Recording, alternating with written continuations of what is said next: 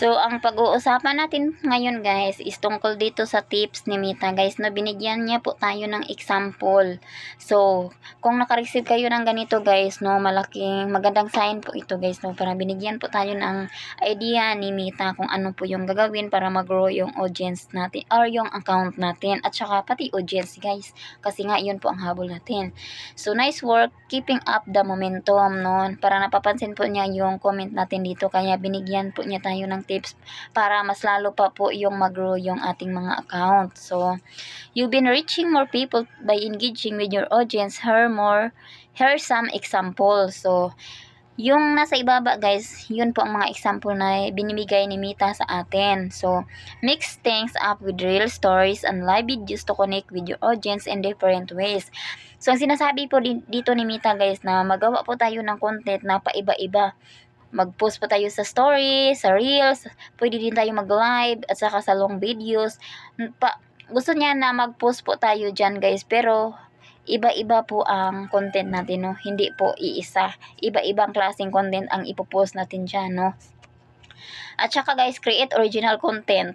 So, ito po ang mahalaga guys. Dapat po kailangan original yung mga content natin. Hindi nga maiwasan guys, kahit original yung content natin, bibigyan po tayo ng palo ni Mita. So, pag hindi po original yung ipopost nyo, so asahan nyo malaking palo po ang matatanggap nyo. Unoriginal content ang matatanggap nyo. So, hindi yan mabubura. Kapag mabubura nyo ang video yan, pero ang policy nyo, hindi mawawala basta-basta. Kailangan nyo pa yang i-review, no? Kahit 4 o pangatlo, basta i-review nyo yan hanggang mawawala siya. At saka guys, comment no on other content to show support and build community. So, gusto rin ni Mita guys na mag-comment po tayo manonood po tayo ng mga content sa mga content kapwa creator natin at saka mag-comment tayo dun. Mas gusto pa ni Mita guys na pahabain pa natin yung usapan dun sa comment section. Gusto rin niya guys na parang gusto niya nga doon na tayo mag-usap sa mga comment section, no, para mas mahaba pa yung usapan natin doon, no. Pero related sa video na pinanood natin guys.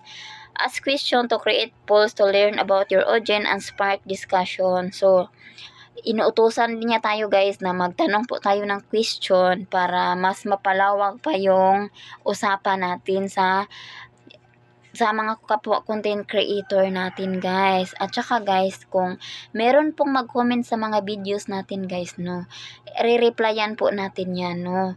Pero mas gusto pa niya guys na pahabaan pa. So, kapag mayroong mag-comment sa mga videos nyo guys, no, yung iba guys, mahilig lang po sila magbigay ng reaction. So, instead na magbigay kayo ng reaction, mag-reply na lang kayo ng comment. Kasi, utos yan ni Mita na replyan po natin yung nagko-comment sa ating mga post para mas mahaba pa or mas mapalawak pa po yung ating post reach or visibility ng ating account, no.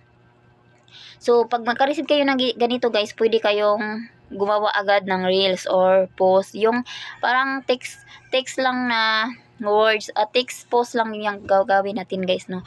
Pasok na yan sa engagement, no.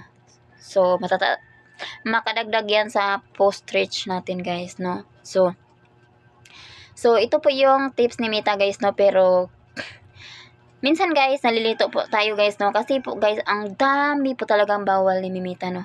Hindi po natin alam na yung ginagawa natin dito, palo doon, palo. Basta guys, meron naman pong Mita support guys, pero hindi po lahat 100%.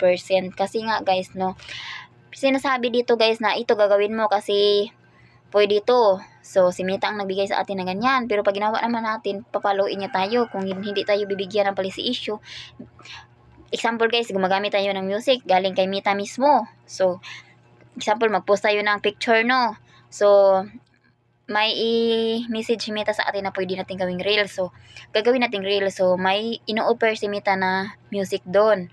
So, kapag ginagamit natin ang music na yun na ino-offer ni Mita, magkakaroon tayo ng copyright. So, parang, yun po ang sinasabi ko guys, na hindi po 100% yung Mita support at saka yung mga utos ni Lolo. Hindi na lang po ako magsasabi ng Mita guys. Mita na lang po kasi guys, no, sa yung sinasabi ko kanina guys, na mayroon pong isang content creator na na-demonetize kasi nga guys, hindi po magandang words yan sa Bisaya guys, no. Pero sa Tagalog guys, parang ama po ng ama natin, ganun. Pero sa Bisaya po guys, parang masamang mas salita guys, kaya mayroon pong na-demonetize niyan. Marami po kasing words na baawal dito guys, no. Marami na pong na-demonetize. Yung iba guys, na-restrict yung account nila, no. So mag-ingat na lang po tayo sa mga sinasabi natin dito, no, kasi natin guys na maraming palo po yung matatanggap natin, no.